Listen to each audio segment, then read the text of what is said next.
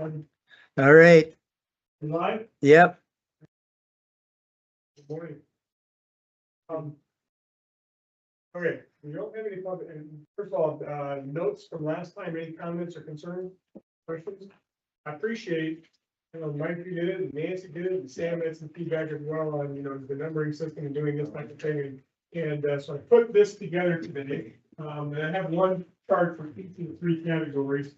And the idea here is, we're going to list the items over here, make adjustments as necessary, because some of these categories are like, okay, what does this mean? And I want to have that conversation so we're clear about what this is, and then try to rank it with the work you hopefully already done or has some thought process of it. Now we can just have the conversation here. But to come to some sort of consensus like agreement, hey, we think this fits here, we think it fits here, but put a number on it, tie a number to it, and then there's it. We can at least have identified that. So again, implementation effort, harder down here, easier up here, growth opportunity low and high. And then I've got this kind of 1 through 5 graphed in here, so we all agree this should be a 1 high and a 4 wide, or whatever it is. We've got to spot and like that, and reference that, and do that for all 3 categories. It's kind of my plan for today. Make sense? Yes. Concerns, questions? No? All right. Anything from the audience? Any? No? Good? You're doing great. All right. Didn't know you had any public comment. So, if not, we'll jump to, hey, Don. I knew you were coming. Good timing, good timing. So, I take policy on the wall because it was the first one that I did and that put together this morning. So we can talk about that one for a minute, or talk about those categories and see how we do. So. So, relaxing restrictions in the ag sector. Any thoughts here on number? I think we all pretty much know what that is. If you have any questions about what that means? What does that mean? Well, I think All people. that means that we're gonna hurt rural residents and citizens by not having setbacks. Something that has been a huge problem in Yankton County. Is the reason we have zoning is because of the large tiny feedlot that went out, that was potential to get put out in Utica 20 years ago. That precipitated zoning. Sure. Time and time and time again, when it has gone a vote to the people. Yep. The people have said, we don't want this in. So, Yeah. to answer your question, what does this mean? In my perspective, based on the conversations we're having here, Yeah. is this is a category that's going to be studied. We'll look at our zoning, we'll look at the setbacks, we'll look at the rules, we'll look at the zoning guidelines. From an ag growth perspective, we'll look at opportunities where ag growth could be a good thing for the community or for the county. We'll look at that net cost thing we keep talking about, upfront cost being high and end cost maybe, taking a few years and the impact of that to the budget. Sure. You study those kinds of things and see if there are opportunities within the zoning ordinance we have today for doing something there to help. Okay, that's in my mind what that is. Another thing is, this is just something interesting that just happened the other day. So I want you guys to, we just gave a permit for a small nursery barn that is, what are they, special permitted use, correct, Gary? And since it doesn't require a conditional use permit, we lost out on about $24,000+ from the state GOED funding, like we did on Joel Remfer's barn. So we're actually, according to the GOED, not restrictive enough, because if we would have required a conditional use for that 240 animal unit operation, the county could have collected the contractor excise tax off of that facility. But since we do not require a conditional use permit, we are not eligible to do that. So, I mean, this idea that we're too restricted, I don't know if that's true. We just permitted the largest CAFO the county's ever seen. Sure. 5-0. Sure. All the neighbors even signed off on it. Yep. And I don't think a single person spoke against it. To me, that means we're probably good. Well, this topic, I will say, came up in one of the early meetings. Yeah. And discussed in nearly every meeting we've Yeah. had, so there's some opinion in the group that, Yeah. that it should be reviewed again, and I'll just throw a topic out, Yeah. Randy, for you, so I wanna talk about it Yeah. in a little Yeah. bit.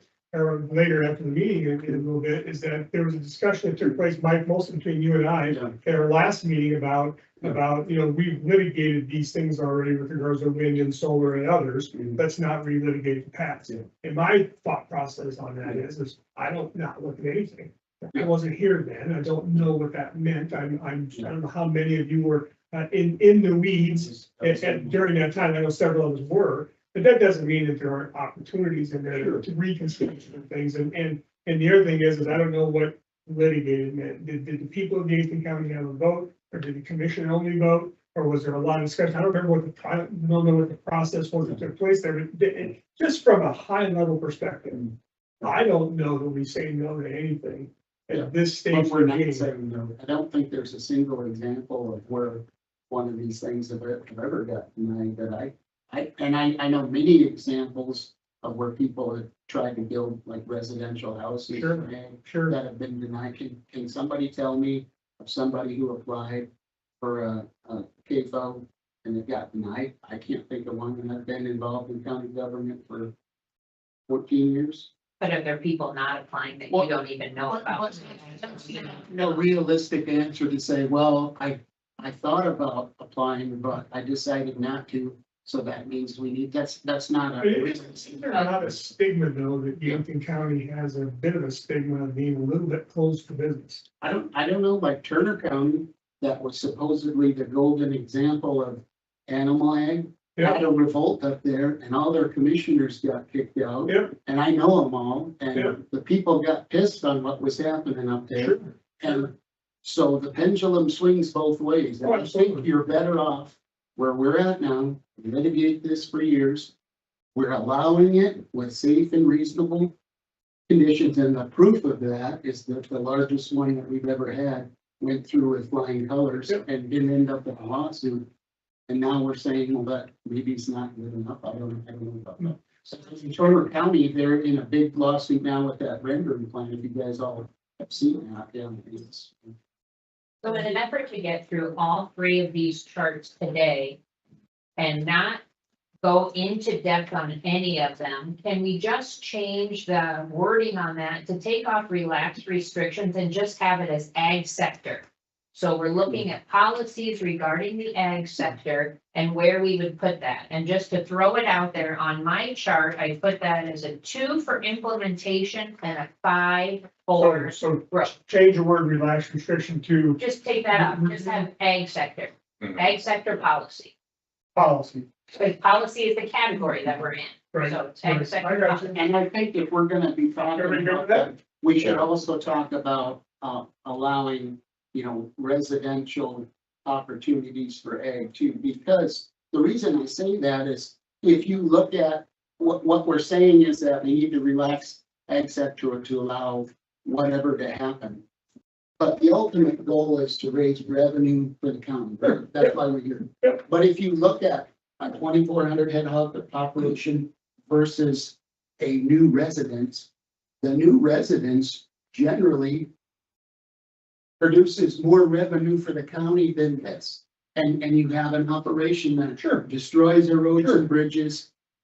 If it's not done properly, can cause problems with odor, smell, all of that.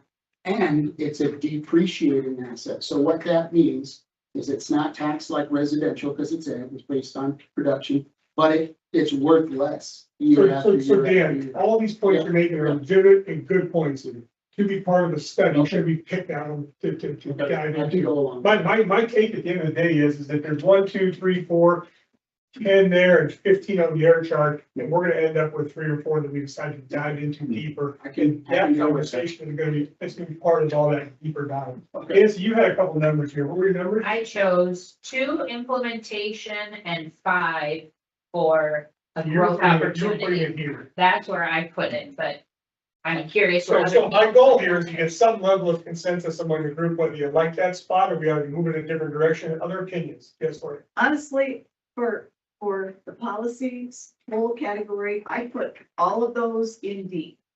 I didn't like rank them 1 to 5. D was where, I don't. The D is quadrant downtown. of- Yeah, it's Yeah, water. it's It's Yeah. water. Yeah, All right. I mean, I'm just thinking, big picture, So hard to implement, Hard to do, but big pay. but there's a big payoff. right? So see, I would disagree with the payoff on that, because if you look, You're moving the payoff this way. the payoff, if you look at the taxes that these things generate, if it's less than a residential house, I don't think it's worth it, and it gets less and less and less each Right. year. So I don't think the payoff is there. in here was lot sizes, that's nice heavy to residential as well. Yeah. That's different. I understand. I might suggest grouping some of the developments in the same area, because if we're thinking about a net cost, we would all recognize that Riverside Acres might have been a huge benefit on the front end and a challenge on the back end, because the net cost of that over time wasn't borne out until dense development in a rural area without the thought for long-term infrastructure means expenses on the back end. Now, that might not be tax revenue on the front end, but I think maybe clustering all of the developments, at least in a similar region, because greater rural subdivision development does have an impact on agricultural development in the future too. It would be wrong to think additional rural residential subdivisions wouldn't have an impact on future agricultural development too. So they're interlinked a bit. So you would take some of these and group them together? Is that what I'm hearing you say, Brad? I mean, I think when you talk about it, you can't help but think about the way they interact with one another, at least from a zoning development perspective. Sure. I have a hard time pulling them apart and thinking of them as totally separate topics. So still kind of in this area? I will throw in an idea, and that idea is that the citizens of Yankton County have a right to expect stability by ordinances. Sure. We, I believe, are operating in an environment right now where the citizens have a bad taste in their mouth about development. Right or wrong, they do. If we take it on ourselves to question PFOS, wind and solar, we will enhance that bad taste. Sure. And it could conceivably poison the well, anything else we do. So for me, I separate lot sizes out. But for those other three things, PFOS, wind and solar, I put them as a 1-1. And the reason why is because they could potentially destroy our credibility as a group on some of the other things that would be easy to do and have a high payoff. So are we generally in agreement that any of these categories belong to the bottom 2 or less? Yeah. But the question is whether it falls here, not here. So I put, when I went through that list where it said relax lot size and discretionary formula, I put those above the line. I put those above 3. Lot size, I agree with you. I think a lot of it with what we're talking about too is policies that I think we need to recommend to the next level of the state. And I'll give you an example, like wind and solar. They would have the potential to be higher payoff, but our state has decided that 80% of the production credits shouldn't go to the county, they should go to the state.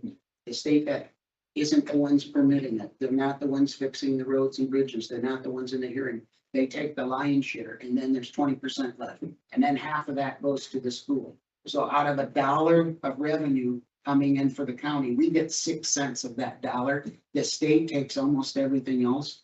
So what you're seeing is not just in Yankton County, but statewide, people are rejecting them because the juice isn't worth the squeeze. Right. And I really think, our recommendation, and it should be for the economic development people, if you want growth and development, you should get something out of it. Why is the state taking almost everything and they don't have any skin in the game? And so, yeah, there could be payoffs for these, but I'll give you a good example. Walworth County that's struggling, they said no to a large solar farm because of this exact issue. Sure. So It's The not other just thing is that even with the schools, Mhm. we get the money for the first 5 years. Mhm. And then the formula is that for every dollar we get from a wind farm or solar project, the state withdraws $1 of support for the schools. So there was a comment made at the last meeting about we should have a director of equalization, there was come and talk to us about how the taxation works, and so we have a clear understanding of that. It sounds like that conversation is in the middle of this whole topic.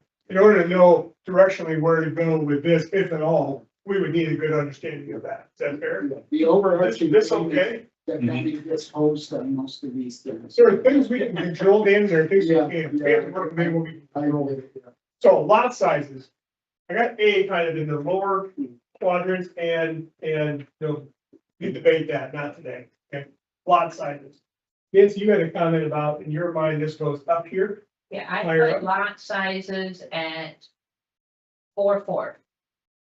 Right here. Correct. All right, appreciate that. I put them at 5.5.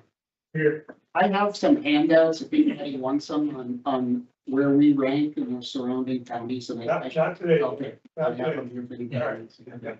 If we take this project on, we'll take that back out. We are by far. Right now, we are categorizing. I would agree that lot requirements are probably higher. And I think the discretion, to me, I had the discretionary formula is pretty easy change too, and there's value in that also. That was the only difference I had. Yeah, I had discretionary 4-4 also. Yeah. Yeah, I go with that. To eliminate the discretionary formula. No, to modify. Modify.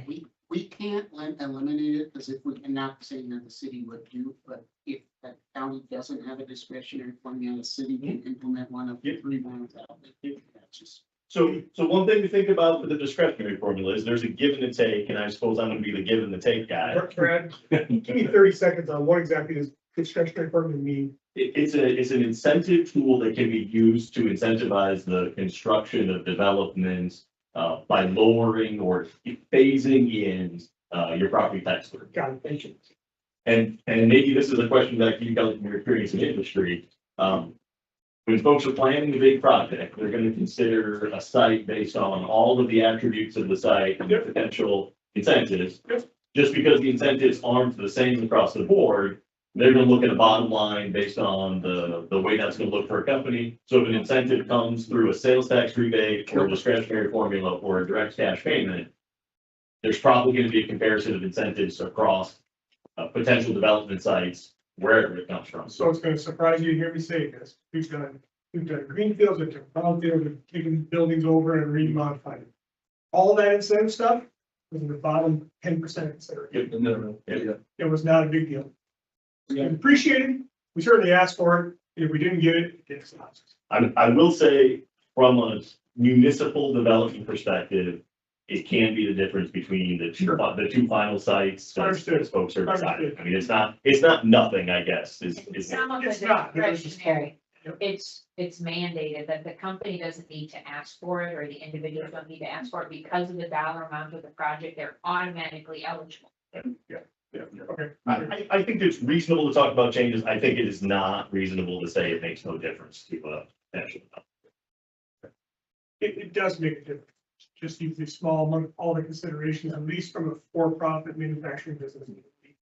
So, okay, so that's there.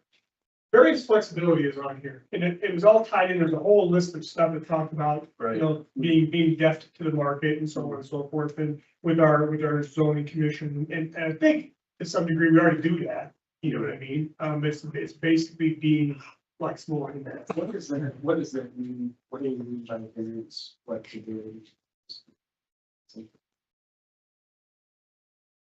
But, because I would probably look at it differently, because if you're asking for a variance over and over again, what it says in our zoning book is you should probably change. Change the I'll zoning. give you an example, as we were doing a ton of variances years ago, you guys remember this one.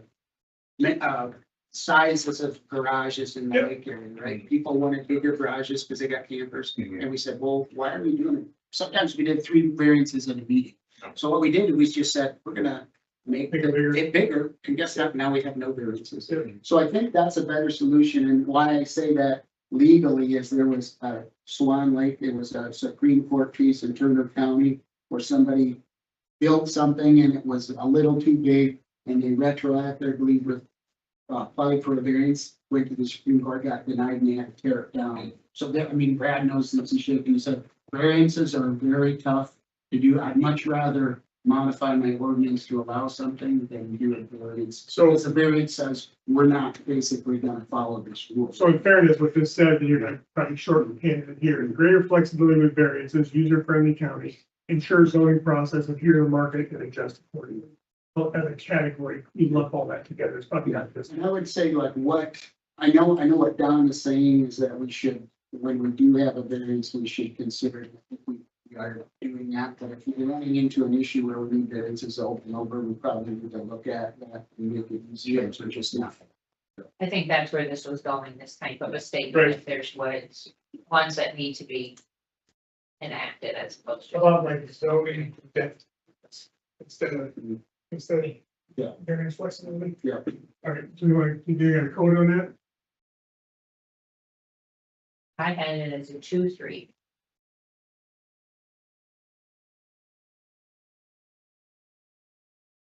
Two, three, right there. Ensure zoning process, here's the market and adjust accordingly, you had that for a Yep. 2-3. Okay, I had it as a 2-5. You were two five. Yeah. So where do you, so I'm just curious, of where do you see the revenue coming from that? Well, an example we already have on the board. Reduce the minimum lot size in agricultural zone from 10 acres to 5 acres.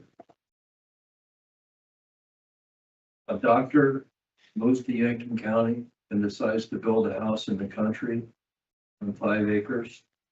We've got a 500,000 up asset paying residential property But tax. they wouldn't have been able to get a variance to do that, so No. that would be the lot size conversation That's the on the lot variance. I was trying to think about what variance would actually Oh, come not a in. variance. It's a flexibility. Are these two tied together? I think they are. Lot sizes and zoning depth, are these Where those, sensitive to the market? yeah, the most common variances we have done, correct me if I'm wrong, Gary, too, it was lot sizes in ag areas. It's been a fight Yeah. for years, and what we did is it was 20 acres, no exception. We did tons of variances.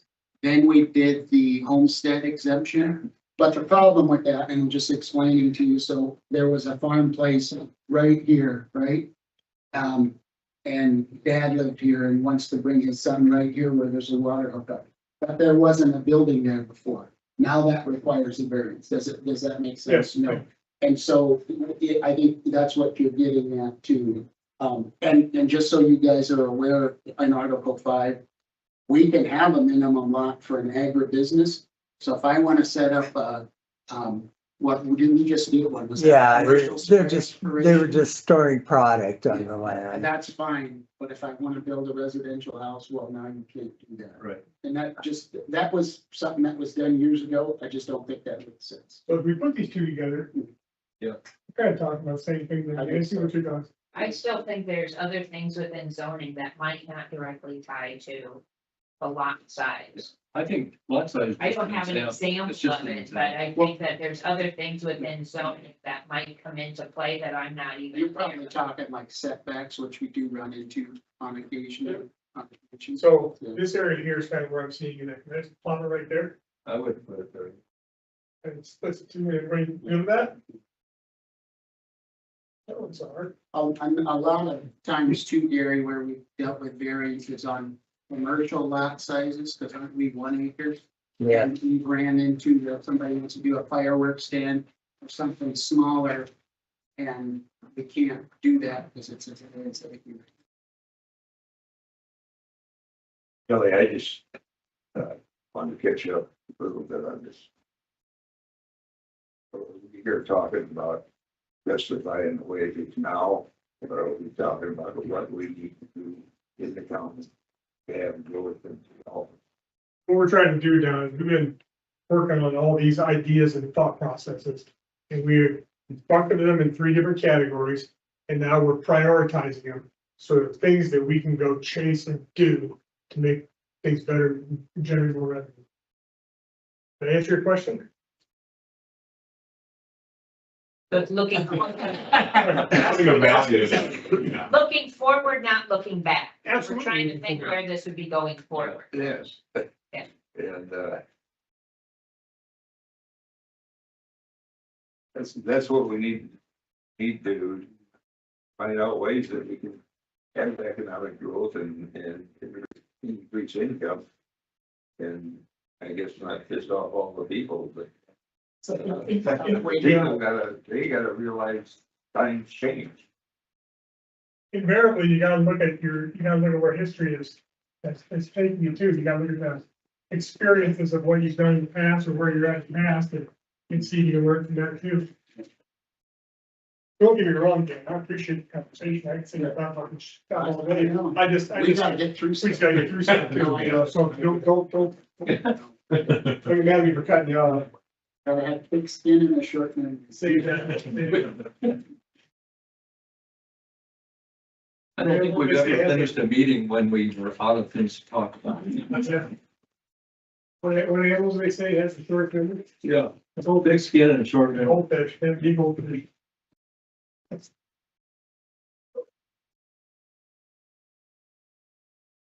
Okay, bigger category. It take more time. We should start looking at the other one. Anyway.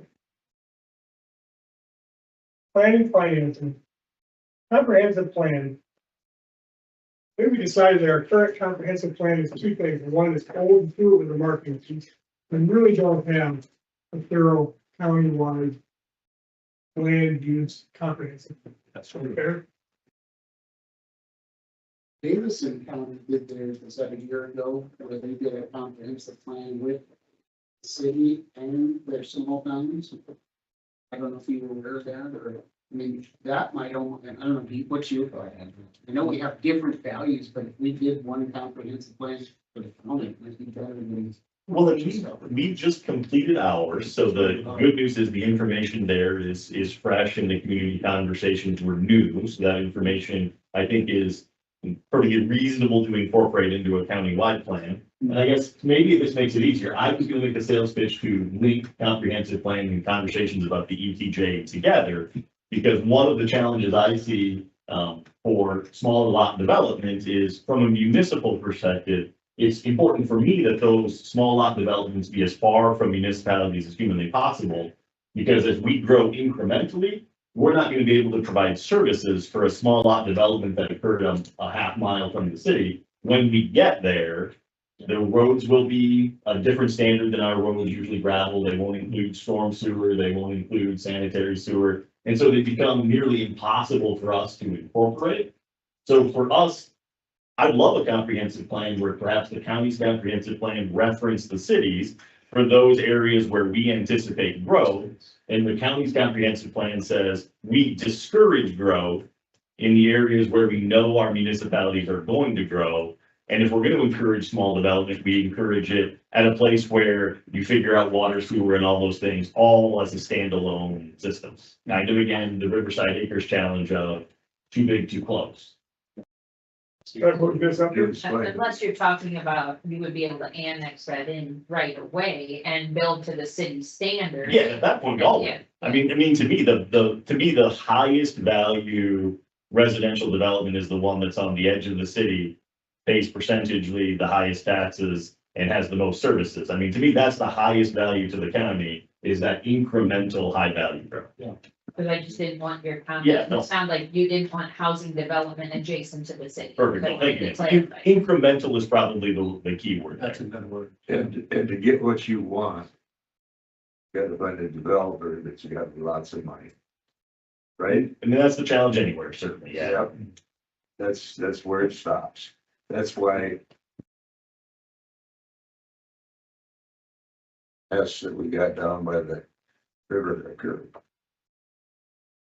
So the developer will come in and develop that, so now we got 1,000 trailer houses. Yeah. campers, not trailer houses, campers. You gotta have money. I move this up here. I think that makes sense. Brad, are you guys in talks with, Bob and all that stuff we use on the Bobs, then is that, see, now I think that'd be a good example, I know that's outside of the ETJ, correct? So has there been any talk or thought of the city expanding its ETJ? And the reason I say that is that it's been a long time since that's happened. And you guys have grown, and there are some places where the city and the county butt up and there's no ETJ. I think I think, and I can't speak for our elected officials, but from a planning perspective, absolutely, I think that would make sense. And I think it would be a good conversation to have during that county comprehensive planning process to identify that area. It doesn't have to be a mile. It could be a different number in different locations based on growth. But that development you're speaking of is in what's our reserve area. So it's moving ahead. Ideally, I would have rather have had that sort of development further away because we anticipate in 50 or 60 years, as we start to get closer to it, it'll get harder to incorporate. So one or two of them, not a detriment for all future growth, but probably not an area to try to do lots more of them that close. If that Can we makes just sense. suggest that conversation go to the city county? Don't you have a We committee could that can probably handle get that, together. not this group? We should probably get together and discuss I that. completely agree, but let's talk about it in the context of a comprehensive plan. That's good. I have one vote for right there, of 2/3. Pretty close to 2x4. You were here. Yeah. You know, and when we talk about ETJ, we should include the small communities too, because the only small community that has an ETJ now is Gayville. The rest of them have nothing. And, you know, is that, like to your point, is that gonna harm any future development for Westerville if they have no ETJs? And they might not have the organization to do it. Something to consider. I don't think we restricted the ETJ conversation, but that's certainly something that could be included in the comprehensive planning and looking at the entire county, so. So small communities in here, township communities. Yeah. And that gives you the forum, the opportunity to have those longer conversations. And then just so, you know, my ETJ was the same as his in the 2-4, so. Okay. I had comp plan was 2-4, So, all right, here, if that, I would. that quadrant area. you good? Like that? Mhm. This is gonna be A. Okay. Very good. Trustee Barrett, right?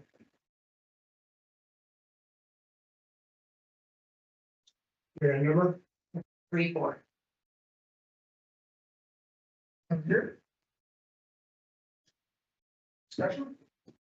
I see grants and. Oh, we're talking about grants? Grants. I had the same. Or do you see grants drying up? I mean, that's kind of what I'm hearing at the federal level is that they have this way.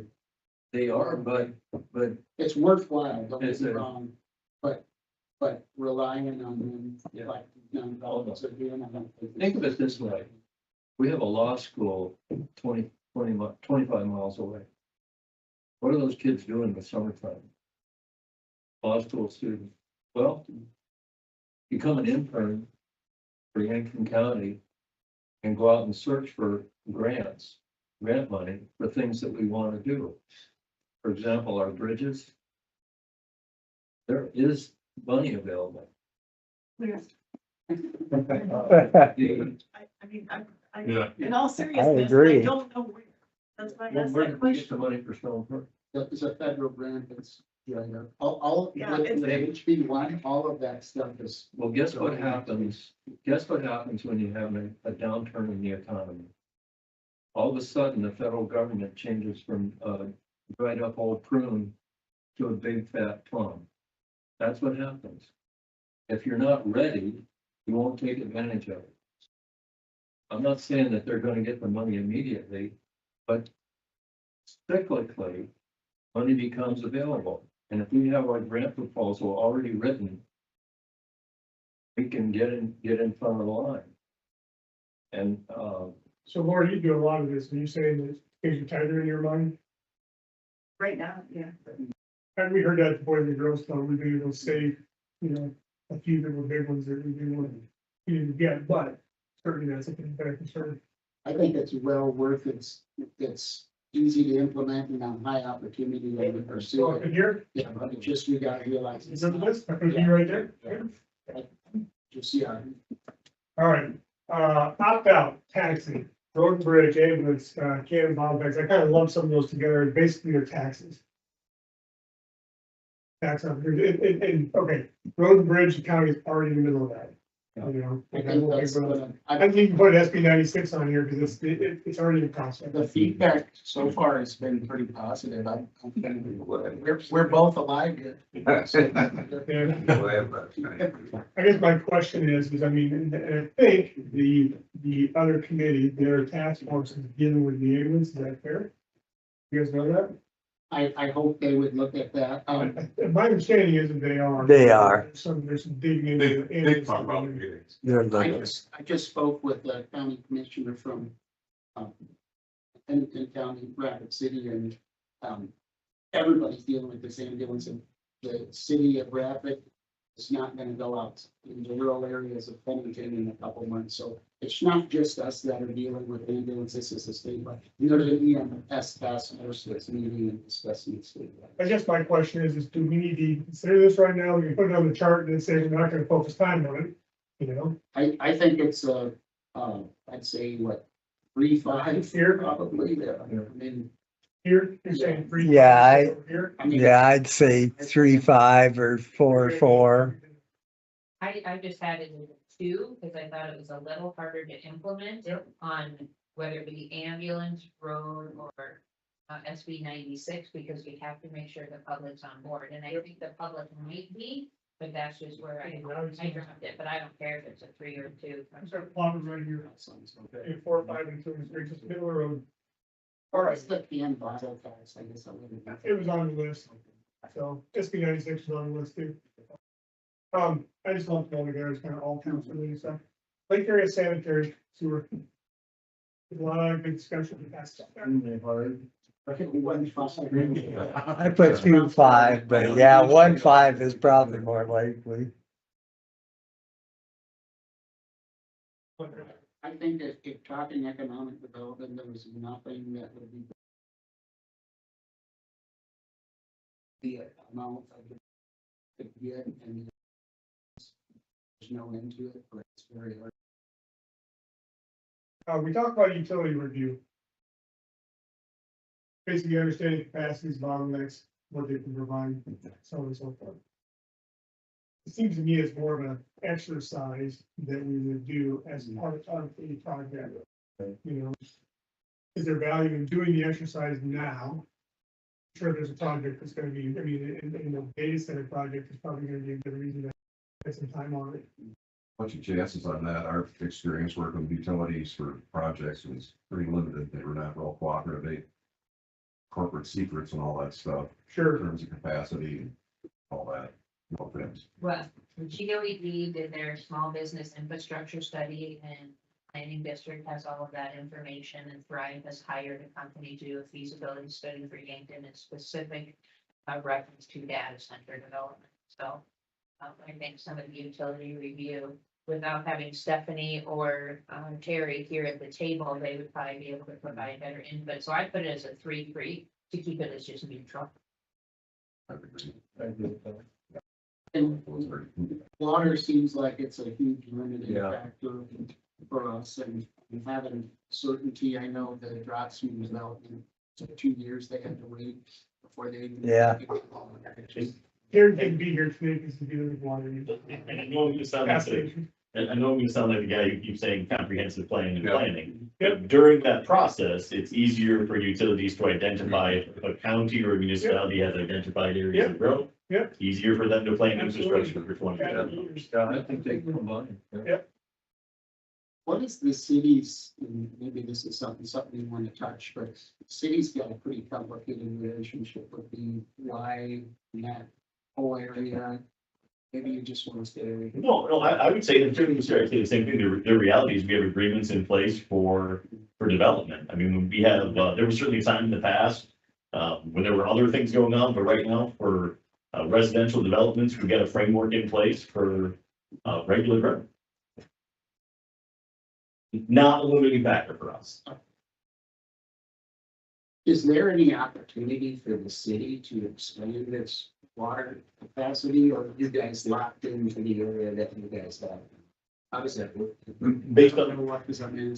yeah, and I won't spend too much time on it because it's probably not, relevant to a lot of these things, but we have areas we're allowed to serve by the consent decree we signed with, BY Water. We also have an agreement where we can extend water service utilizing City of Yankton water bulk sold to BY until the point where BY is able to extend its infrastructure to serve it. So you may have been familiar with the line being installed around the community now. That will begin to take on some of those developments that were previously served as a bulk water sale to BY.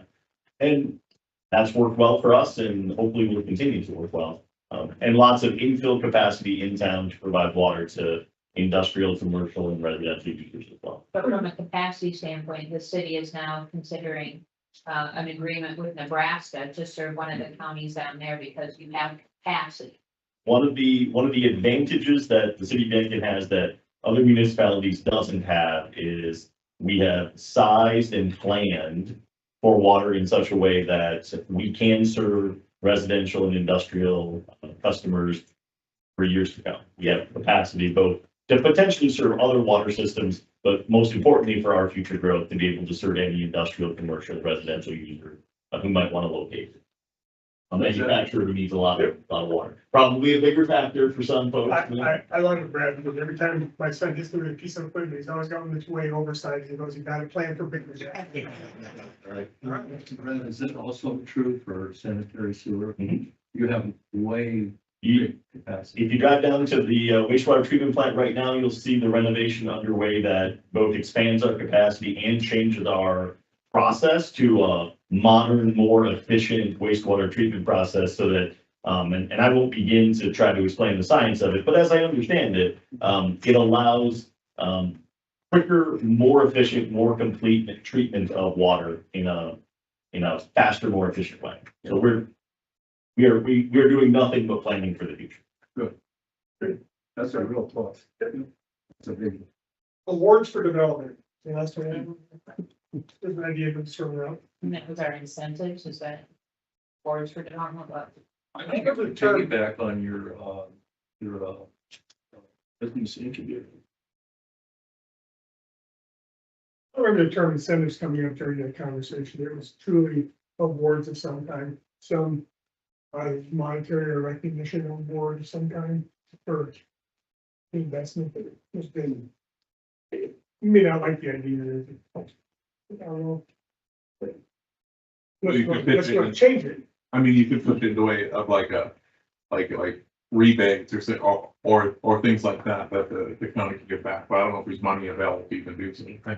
But that would, that's what a lot of things look, and that spikes up interest real fast, but Do a certificate or something. yeah, a gold star. I put that as a 2-4. Yeah.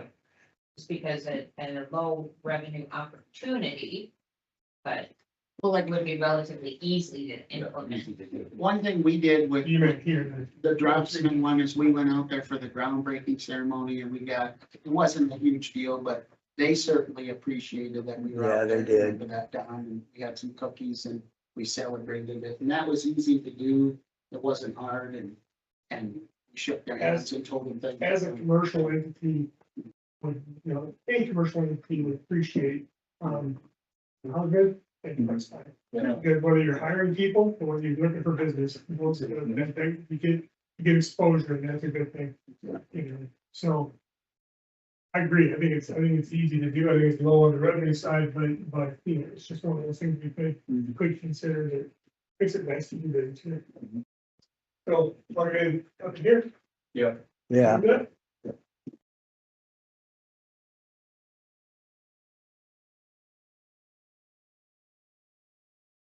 We're getting rid of it. All right,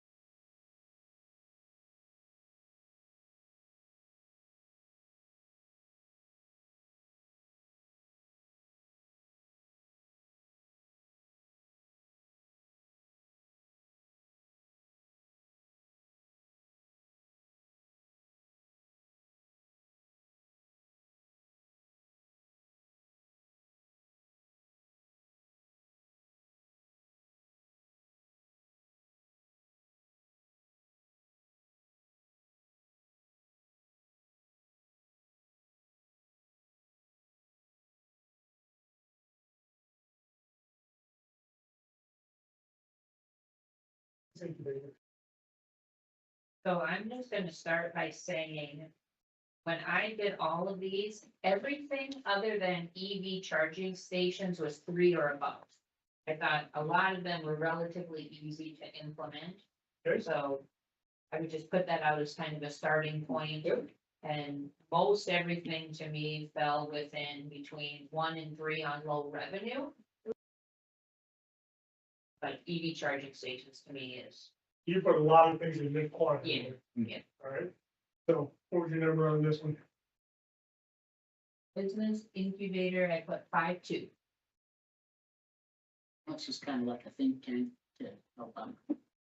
It's an organization essentially run through our nonprofit to assist businesses that want to grow or businesses that want to start up. You give them the space to work in, right? Lights and water.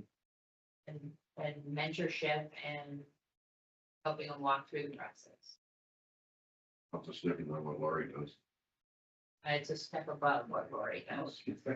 Don't, They We actually, work with Small Business Development Center to help them on the business. we would be a partner in that, but they actually be a space for them to launch. So you're actively working on that as part of the growth opportunity that we're gonna Right. try, right? Yes, Yeah. So you're saying here, I put it as what I just say, 5.2, yeah. are you with that? I'd go a little further, right? You switched up on me, Nancy, you used to give me this one. I can go to 5. No, 5.2, I'm still on. Last time. I think it's easy. Here we go, Mike. You were saying? I think I'd go a little bit further to the right on growth opportunity. The reason why is because, example, Ted Waite started Gateway in his grandfather's barn. All he needed was a space. Mhm. And look what it turned into. Yeah, I would love to be that optimistic. Well, This one, I'm gonna be a little more realistic. well, you just don't know.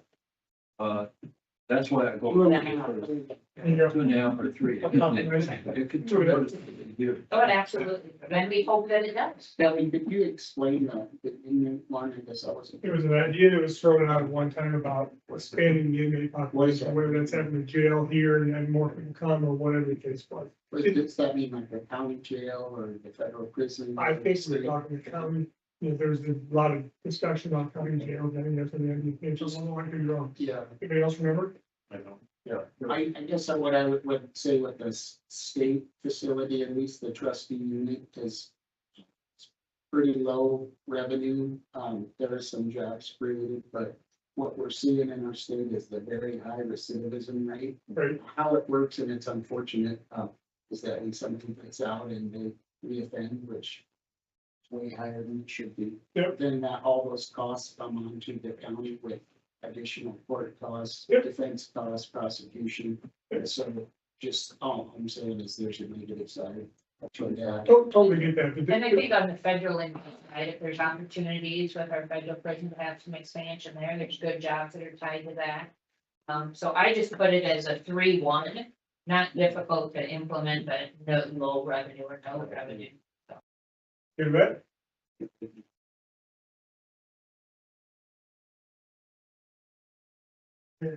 Shortcut that. Leverage township squeeze and town, kind of throw that on the other one, I thought so. so since you pulled off, you're off. Yeah. Stuck it in some of the policies. Dark sky was an idea that came from out, anything about it? I think that's one. I couldn't go into tourism. All right, so It'd be pretty hard to implement, and I don't think there'd be a huge growth opportunity. I think it'd be something unique, but you know, we have a lot of residents and houses and yard lights, and even where I live, I don't have very many neighbors. It's yard lights all over, so I think we can all agree that it's a low revenue. Yeah, definitely. So wherever we put it on the implementation, it's just low to no revenue. I figured in tourism, I think those would. so, probably hard to implement in low opportunity. But So- something to consider. tourism, what do we mean by that? Have understanding changing visitors, you know, notes from last time, I don't necessarily always look at it. Well, I put it as a 4-2, which means low revenue opportunity for the county, because I do think from a tourist perspective, because there's not a county sales tax, that the county's opportunity for revenue is very limited for tourism unless it's business growth. And I think there's a lot of people who are employed, and that's one of our bigger industries, is tourism. So I think the fallout of that is if somebody's employed, then they are buying a house here too. I get what you're saying, and I think maybe the revenue opportunity is a little higher than that, but I'm close to where you're at.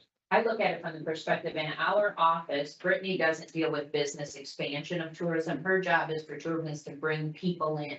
And the majority of those people are not buying houses and not starting up new businesses. Some do, but the majority are just spending their money coming and going.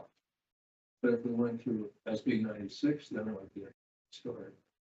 But as we found out a couple of years ago, there is still some property tax value there that with all the RVs and campers that we have out in that area. It's probably, I mean, it's probably. And 2 or 3. something. Yeah, that makes sense. Right.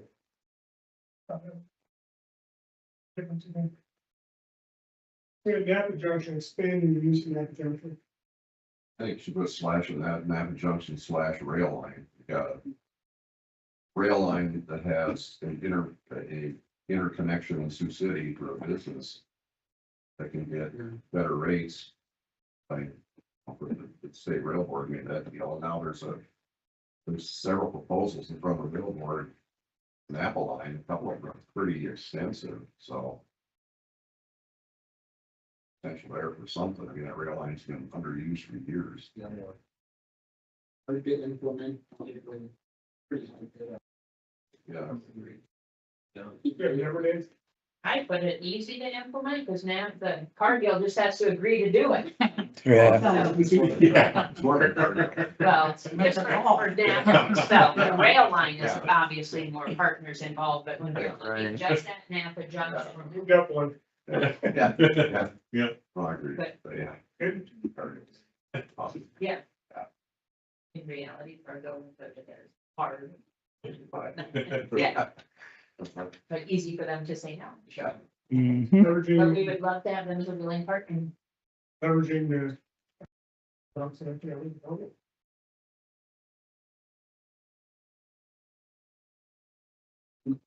Or we do. Are we on GOED? Yep. Yeah, I would. Seems to me like we ought to have them down there to talk to us, don't you think? I talked about the other day. After this thing. Yeah.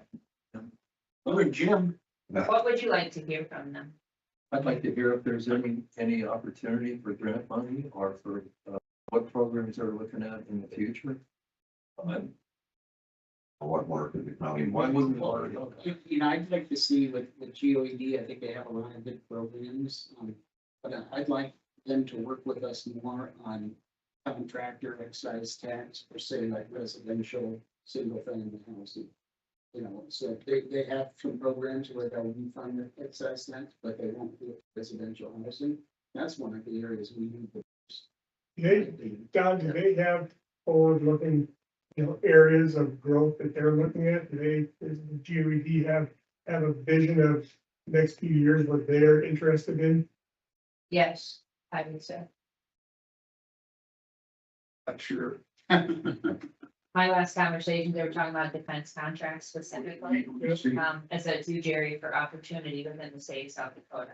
And so we have. With the idea that they're focused on something and you can see that, and that fits what we're trying to do, then there's opportunity to chase that. Yeah, and this would maybe, As a board member, it's to look at and improve financials. We don't get involved in strategic planning. Got it, got it. so this might be another opportunity for Thrive to have a learning session for the community. If more people are interested in just hearing about them, because I think Lauren and I are probably somewhat pretty familiar with a lot of the programs that they have to offer and why they're not willing to do some of the things or how it doesn't fit statewide into what their initiatives are, but. Just follow through. got a small crew, Yeah, they do. That's true. a big area. But they also, hired a new director of energy. So that's another good opportunity. I have not met or spoke with him yet. But Bill Even is fantastic. It seems like GOED is focused pretty much on just A. No, Well, no. is there a possibility we could work with GOED like on the last one for the sanitary district or something? Because I think the problem with that is that it's just too much for us as a county to handle. I don't think GOED would take that up. Why is that? If they're not viewing that as like their core economic development for business growth. We have a sewer out there and you get all kinds of growth. You can make the pitch, but they're gonna say no, because they're not gonna do sewer districts all around the state. Well, just for us. Right, I wish we were that special. Well, I mean, I think we're a little special in the fact we have to be serious in the state that doesn't. And they would say, you should figure that out. Don't look for us to solve your problem, solve your problem. That's, and not to sound harsh, but they can't just go be the savior to everybody. It's our job as Yankton to best position ourselves when a new business is looking at coming to South Dakota. Why Yankton and not Huron? Why Yankton and not Aberdeen? That's how we're trying to position ourselves with the governor's office. Because those companies, they're not just looking at South Dakota, they're looking at Minnesota and Wyoming and all these other states. So if this GOED can sell on South Dakota, then it's our individual communities' ability to sell ourselves to compete against the other South Dakota communities. And I say compete in a very nice way, because a lot of us collaborate on. Would be good for Yankton because how can you help us? We talked with Vermillion a lot about different projects and prospects, so. Where'd you take that, Nancy? GOED, I put them as a 5 for easy and a 1 for low revenue return. Okay, good. Or one, I don't know how easy they, I mean, how easy it, you guys approve everything, but. No, to get a project, it's not easy, but to work with them is easy. They are willing partners waiting to come to the table. Maybe it should be though, like, I mean, because, yeah, talking to them is one thing, but we have a project and we want to bring it to fruition, and then I guess that's the limit, like, if it's really difficult to get this project through. Well, that would be project by project, so we would have Still start. heads all over that entire Yeah, I matrix. think I should help this. All right, I'm fine. I'll leave it there. To me, with GOED, a big part of it is just your collaboration as a community with the state. You're I'll go in and with the state, get about it. Turn it all about. Opportunities to rise. On most of your projects are Sioux Falls area and what you'd say? No, Where no. most there? Well, Rapid City, Sioux Falls, Yankton gets used quite a bit. Yeah. There's a report out that shows how many different opportunities that went to each county. Yeah, so Yankton has used it more for the SD Works program, which is the program that GOED has, that is really designed for smaller businesses. The ones that may have been viewed in the past as a little bit riskier. So SD Works can be used if you're opening a restaurant, which when I first started this job, GOED would have said, don't even talk to us about a restaurant. We don't have a program that fits that. But now because of this SD Works money, that they're willing to look at some of those smaller projects. They'll fund, I believe, up to $1 million. Well, that's because of that. The old people there, both the people that don't have anything. Well, it's a tranche of money that they got. You want to look at their delinquencies and charge offs, and take a look at that. I'm not saying it's a great program for GOED. The rest, it's I'm just saying it exists. All right, So, leveraging Missouri River. And Mike was asking me before the meeting started about, we should be using that, and I remember 30-some years ago, there were boating clubs and PWCs and up and down, and I think a lot of it got shut down because of nesting of the lease terms and piping clovers and things like that, kind of killed a lot of that. And PWCs were outlawed below the dam and things like that. I think accessibility is a big issue. I know we've had conversations with Clay County is, once you pass the dog park, there's really not a lot of places to get on and off the river. And one idea that we've had, and maybe we need to talk to Clay County, is that, but Clay Yankton County line is a section of the road. If we could open that up, that would really have more opportunity to access the river, get on and off with kayaks. And I know when we've done some water rescues down there, it's hard to even get to people, because it's what, Myron Grove or the dog park, and there's really nothing in between. And that should be, that shouldn't be necessarily a hard thing to do, and the kid, maybe the kids can go fishing instead of getting into trouble. How navigable is that section of the river? I grew up down to Newcastle, which is just across from Vermillion, a little further down. And we lived on the river, and it was very challenging. With a kayak, you're okay, with a boat, but better know where. Yeah, So I'm gonna say that the National Park Service, who I serve on their Friends of the Missouri National Recreational River Board, and am invited to, but Brittany attends, they're doing water trails meetings. So the National Park Service is creating a water trail, which is intended to have markers along there, designated access points. So if there's, from a safety perspective, if something happens, there's markers alongside the river so you know where you are. So from an accessibility standpoint, they are working as the National Park Service to address that. Would you ask them if there would be any interest with opening that section line between Yankton and Clay? Yes, I would think it would be a positive. Why would they have that? If they have an issue with that, would that be something that they would be in favor of or not? And would there be any funding to do that? Well, they probably wouldn't have money to open up a section line, but I would guess that if there's an access point that they're trying to create, that might fall into alignment with what they're doing. That would be great. Well, I guess what we wouldn't want to do is look at doing that and they would be against it for some reason. We still need a deep yield core too. Well, yeah, exactly. They primarily looked at non-motorized, right? That's kind of their focus. Yeah, they're looking at, once you're on the water, where are those points where you can get on and off? Because if you get on, you have to have a point where you can get off and someone can come pick you up. So they have that all aligned, and maybe it fits that. I don't have that trail memorized in my head where all the missions are. Because that's just south of Gayville. We had a conversation when I was visiting the Gayville community, and they thought it would be great, you could boat down and then go eat at Gayville at the restaurant there and maybe have a beer or two and then keep going. And the Gayville people, they really thought that was a great idea. So if you could send me a map that has that shown on the exact line that you're talking about, then I can talk with the superintendent. where do you think we should plug this? Well, I think some of the conversation I was thinking about on the river would tie to data centers, because going that route with water needed for that, out of the water right there, that wouldn't put enough excess burden on the municipal supply necessarily. So I don't know if you want to tie them together or not, but that was some of the thought. Say that again. Well, the river water is available for data center use.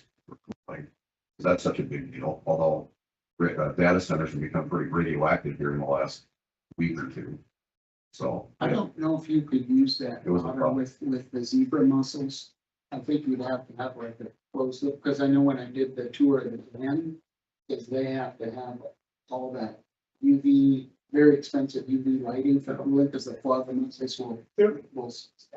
Yeah, I like what you're thinking. well, it was just Maybe learned last night that whole industry recognizes that water is a challenge. They're doing things to eliminate the need for water, find a friendlier way of doing their cooling and so on and so forth. And so that'll evolve. Yeah. I don't know that you're gonna see them pumping water directly out of the river. If anything, the size of the data center that might be interested in this area, you probably have more than enough capacity to take care of it. Yeah, the question was last night, I think, was what do you do with the heat?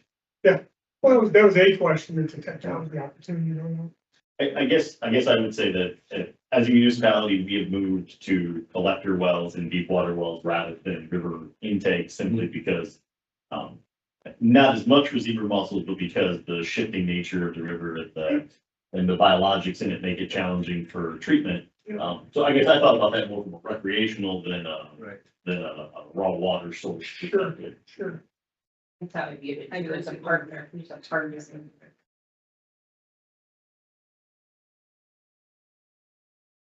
Thoughts on where to plug it?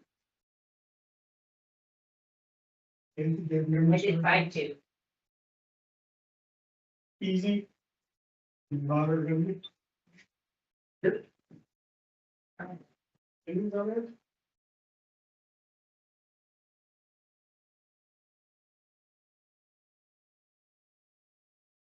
Data center.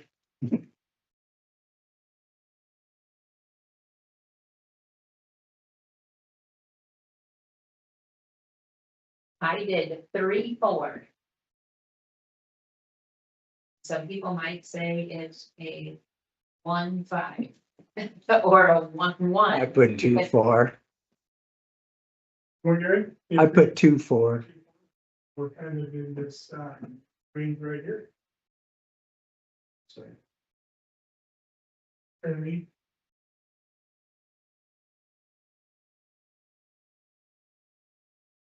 I don't know what ag is referring to here. It was just on the list. I think it refers back to what we were talking about before. In the first one. So scratch it from This this. was under French. Yeah, It was just the ag community, that's how I was looking at it, is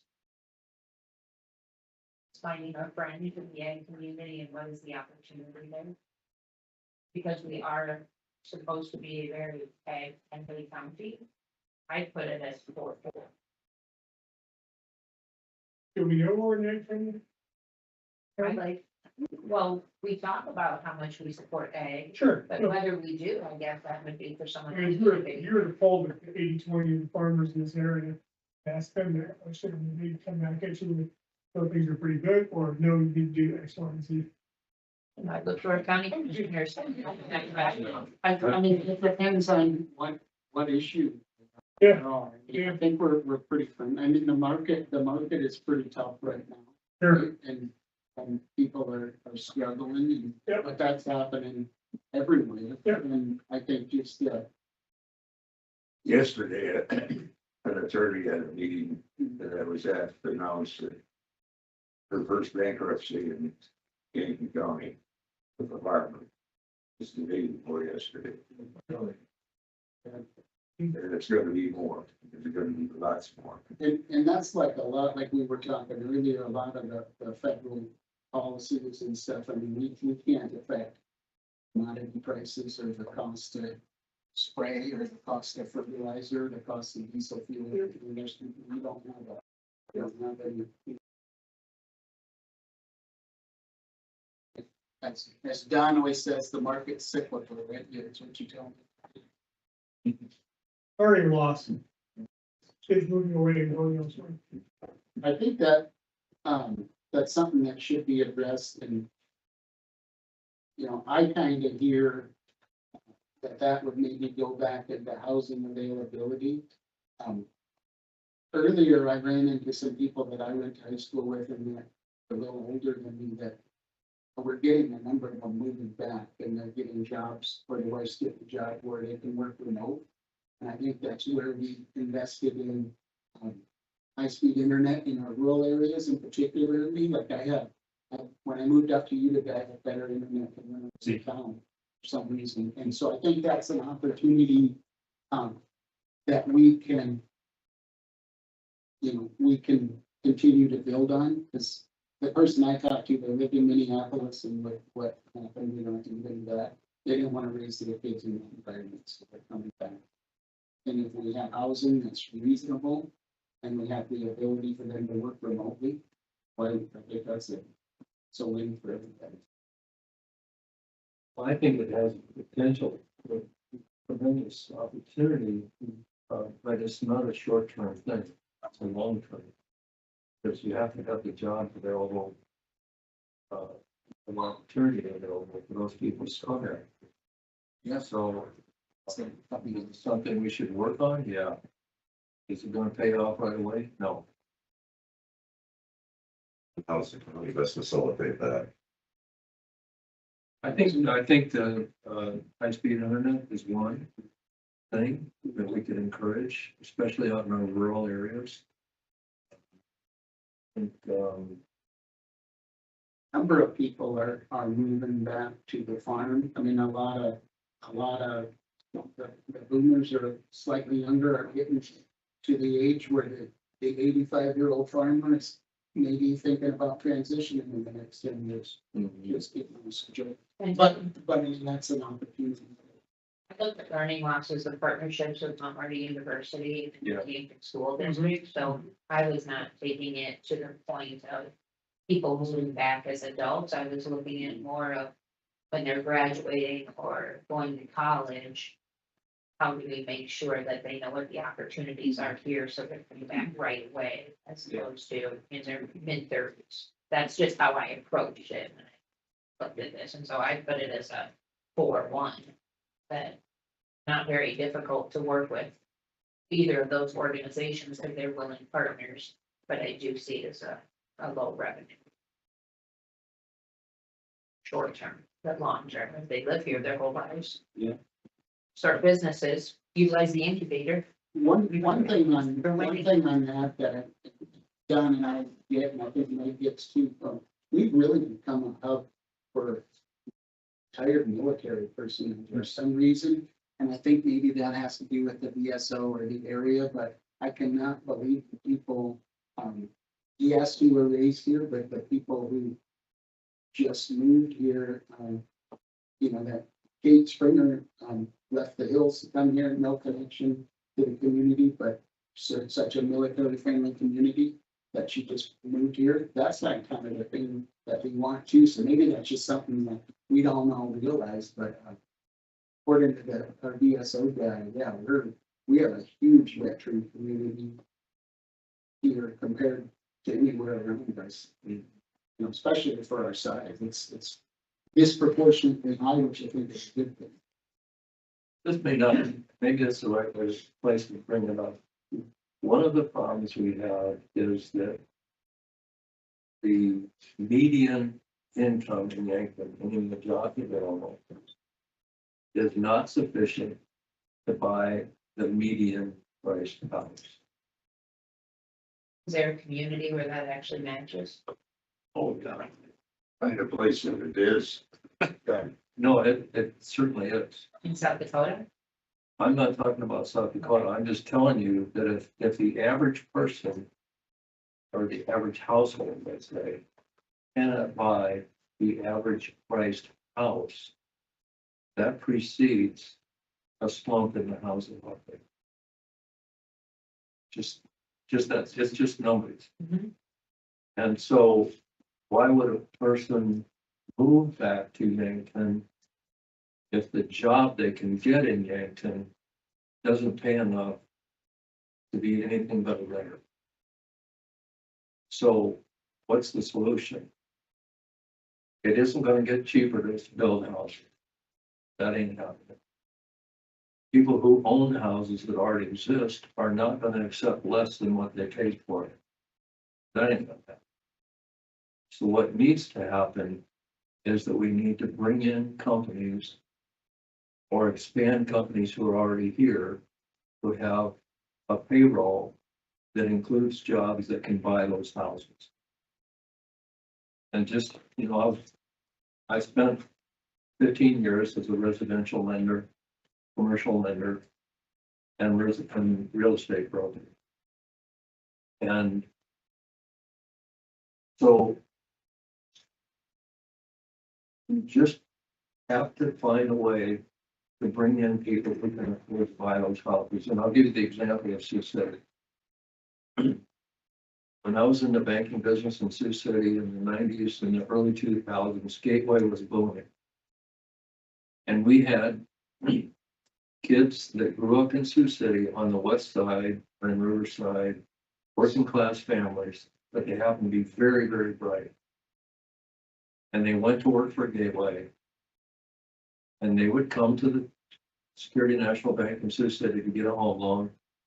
And they were making very good money.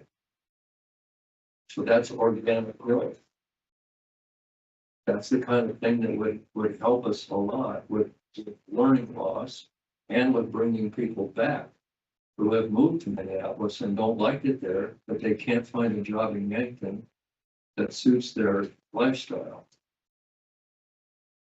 So what type of jobs would those be? Well, medical. We have a very, very strong medical community. Outstanding, as a matter of fact. And I I can tell need you, for nurses. because I had a sick child for almost 30 years. And these Avera Hospital ranks it close to the top.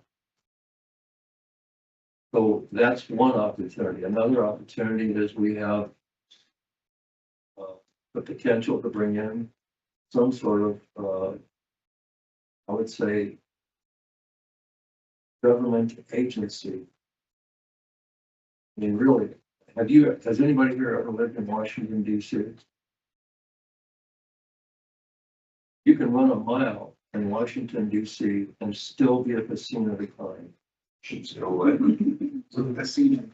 That's just a fact. That's why most people live as far away as they can, and they get in their car at 2:00 in the morning to drive to the Pentagon show to beat the traffic. Those people would love, absolutely love to come to Yankton, South Dakota. Who are they? Texas prison. That's one. Another would be, let's say, the Department of Interior, National Parks. Another would be Department of Transportation, highways, roads, bridges, etc. You can go on, you can list them. Health and Human Services, ag. So that's another potential to bring in high-paying jobs. What do I mean? I mean, in our market, the median house price, according to Zillow, is $278,000. That's not a new house, that's the average house. The average household income, according to the Census Bureau and the Federal Reserve, is $78,000. That's not enough to buy the average house. What is the enough? Enough to buy the average house is $110,000. $110,000 to buy a $230,000 house. $110,000 a year on an FHA loan is sufficient to buy a $278,000 house. It is, it's a fact. I'm telling you, I've done the numbers. I'll show them to you. Yeah, I just, when the standards that we see are 30% of your income that goes towards a home, Right. that 110, there's a lot of people who are buying houses who are not making $110,000. If I have two kids who fall into that category, who just bought houses this year that don't make $110,000. And they bought $278,000. They bought houses over $300,000. What's the monthly payment on it? But no, one is a single income. And he bought the house on his own. And he has a fair interest rate and finance through First Dakota. So. God bless them. I'm just telling you. No,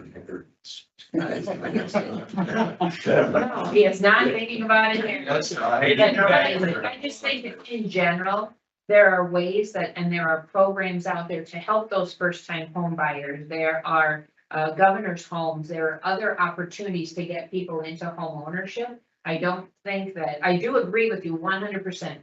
Bringing in higher paying jobs, quality jobs, benefits, actually made the argument for data centers because those jobs are over $80,000 a year. And they are skilled people who can be trained here to do that. You don't have to come in from, a high-tech center to be able to do it. You can be trained up to do these jobs, which is fantastic because right now with our labor market and our unemployment being around 1.7%, maybe as low as 1.5, we, Yankton, are not well positioned to bring in a new company, even if they are great high-paying jobs, if you need 300 people. So we need our best, and this is what we've been working on is, can we do these 10, 15, 20 jobs at a time and keep adding them slowly into the market to help grow that population base? and not continue to have this culture of scalping from those existing companies, because we as Yankton really need to be supporting and reinforcing those companies that are already here, so we don't have more American food situations.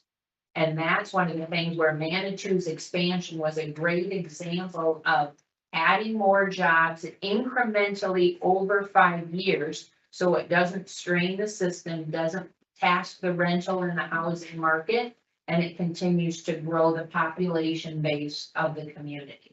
So there's a both and component of that, right? That it's large employers have the capacity to grow in a way that maybe smaller don't, but as the ups and downs of the reality of business happens, a large number of medium and small businesses mean that you're not potentially talking about a loss of 200 jobs. A gain of 200 jobs is great, a loss of 200 jobs isn't great. So some insulation of a mix of businesses and in a mix of industries is a huge advantage for Yankton, rather than being a town who does just one thing. We're a town who does a lot of different things. I don't think you can undervalue the large growth of the larger company. And what it does. So we went through the tuxedo, hired well over 100 people in a very short period of time. We were robbing people from other companies, but we were paying more to do that. So everybody had to raise their wages to do that. And I realized that caused a set of problems as well, but it did raise the average wage rate. It really made us do that. Yeah, and I think it's, that's the reason Yankton fared so well during COVID, or one of the reasons, is because of the diversity in manufacturing. Applied engineering struggled during COVID, but a lot of our other industries were doing really, really well, which helped our overall economy. If applied was our only major manufacturer in town during that time, that would have been very, very difficult on the economy. So the diversity that we have, Mike, as you mentioned, medical, that's huge for Yankton. How can we continue to support growth in that area? Absolutely. So we've got about 5 minutes left. We have 3 to put on the chart. Okay. So we can wrap that this part of the process up. So we talked a lot about learning loss. Do you have numbers initially, Nancy? Yeah, I think you put K up there. Oh, yeah, I'm sorry, okay. Yeah. Regional success plan. How is that beyond What does that mean? the comprehensive plan? I That's- feel like that should be rolled into the comprehensive plan. Yeah. And Charlie, thank you. You have never on that? No, but I did a lot of digging into it and research, and I found that Thrive has done a pretty good job leading the way on that. And everywhere I went to, they went, "Oh, we already talked to Thrive a little while ago." So I see the uphill battle with that, and a lot of the frontage problems, and businesses not necessarily seeing what their opinion of what the investment is and what the payback is from it and not. But they're also, I don't know if you found that too, but there's also a little bit of misunderstanding on where that investment comes from, or what their actual investment even is, or what their payback is. So just some clarity out there, I think, would be good in general, but I don't. And on that, I've actually got an email, I think it was a year or so ago, of somebody who came through and had a risk level charge in there. Yeah. They were from here originally and then Huge. moved away, and they came back Yeah. with their EV to visit. So the DOT, Yeah. DOT has a program that they're supposed to be working on that, and haven't seen a lot of progression, but they've talked about using all the old traffic stops on the interstates and things and putting charging stations, but I haven't seen any yet. And I talked to property owners, from East Highway 50 out, and a few places where they said, we're interested in doing something. But a lot of those EV station places, they have stipulations on where they want to put them, especially if they're going to fund the actual project, like Tesla and, things like that. Think what you will of Tesla. And I'm a little biased because we have a Tesla, and it's like we have to go certain places just to get charging or charge at home, right? Most people just in this area will charge at home. It But we don't plans your get, route, right? we have to plan our route. So we'll go through certain cities to hit those chargers on our way anywhere else. So Right. it absolutely will demand people. And we have a little group of people that we know that own these and say, yeah, we would come, but there's nowhere to go. So come to our house to charge. But it's like, There we go. exactly. And We'll line up. that being said, too, on that same thing, there are programs with these certain stations, again, I don't need to put any main brand up above the other ones, but they will even finance personal houses that have charging stations, things like that. There are different programs, but I don't fully understand them, completely. I haven't fully researched it yet. But there's lots of opportunity out there, and I think, as long as we have the information to present, we can do so. Yeah, Volkswagen had a program, Northwestern Energy had said they were gonna utilize it, they got the grant for it and then recognized that the equipment was changing so fast, there was no way to keep up with the technology, they gave the grant back. So that's why they does not have to start. And the high Vs, I talked to, Norfolk has one that they paired with high V, Yankton, I reached out and talked to them, and they said high V stance is that they're waiting to see what the actual payback is from it. But again, I think that goes back to a little bit of like, what is the incentive? How do you get paid? Is the upfront cost actually, what are you giving up?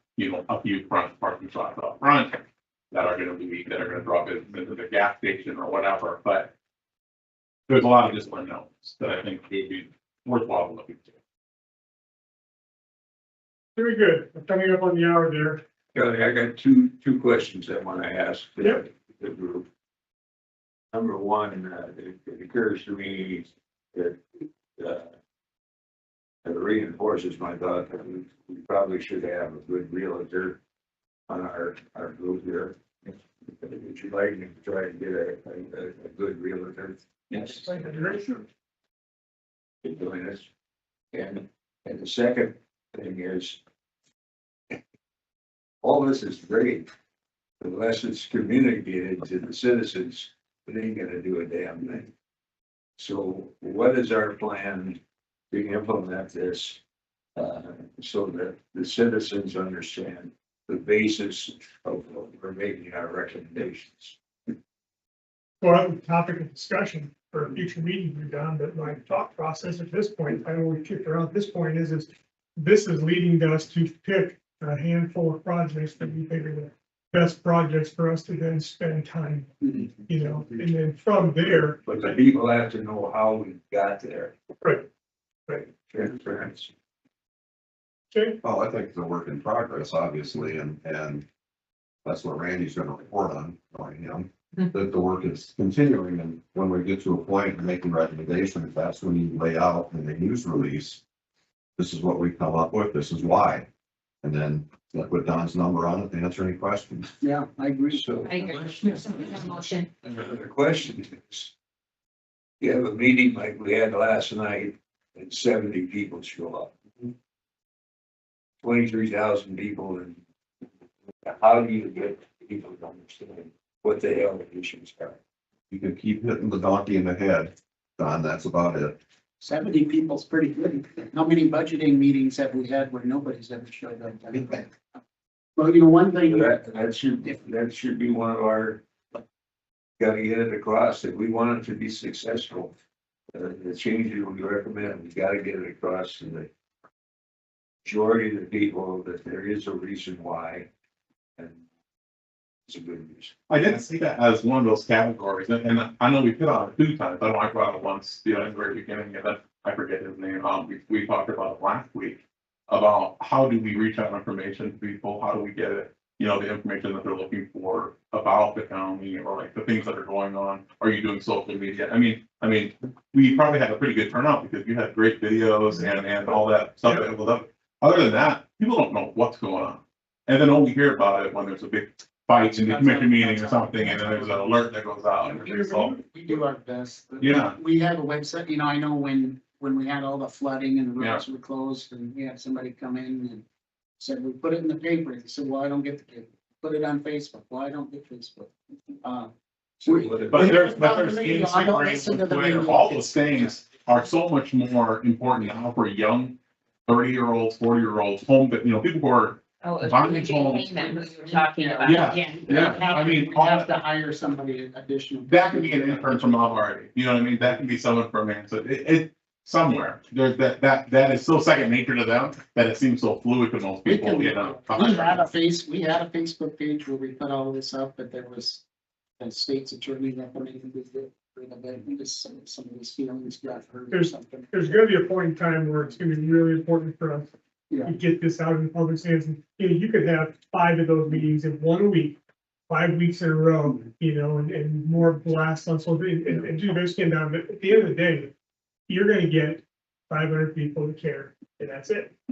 You're not gonna. 500, how about 50? I'm talking over the course of a, I just, 6-week program of just bashing the public with all this information. You're gonna get 500-ish or less to care. And the rest just aren't. So Brad, how many people participated in the comprehensive planning that the city did with like an 8-month process? Hundreds, but that was an intentional invitation. So I mean, we were doing that over the course of that amount of time where we were intentionally inviting, seeking. And maybe that's a little of the challenge of public communication and gathering input is, No, they're gonna find it. 2 weeks ago.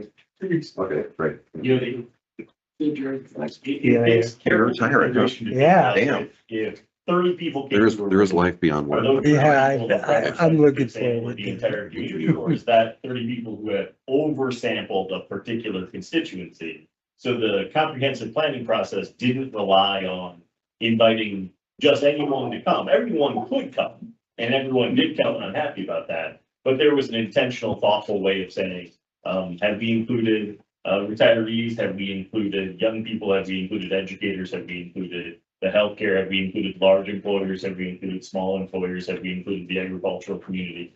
And I think there's a better outcome of a product when you intentionally do that. And I think it gets more difficult for policymakers when the room is itself selected. And that requires more work on the folks seeking information to make sure you sought folks. How did you determine that here's how we're gonna reach the young people? Did you do like a social media plan, we're gonna get to schools, we're gonna get those types of things? To intentionally reach those people. Right, we intentionally reached out to the high school in Mount Marty, Sure. went to them. Sure, Now, in fairness, that's still a small sample Right, of right, those groups. right. And I think, just like all of us in different phases of our lives, we were probably more or less engaged in what was going on in the community around us too. right.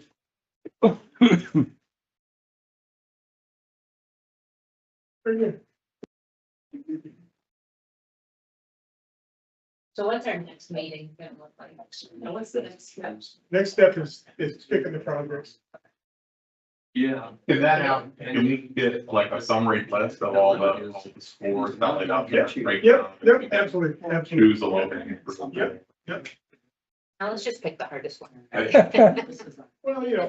All right there. sometimes there's easy grabs. and You'll be here for another year. Yeah, Have a success. yeah, it'll tell you more. But Yeah. there's big hairy ones that have got to be, Yeah. as well.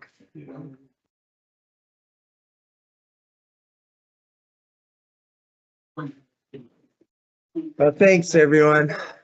Yeah. Thank you. I just look forward to being engaged and involved in our incubator.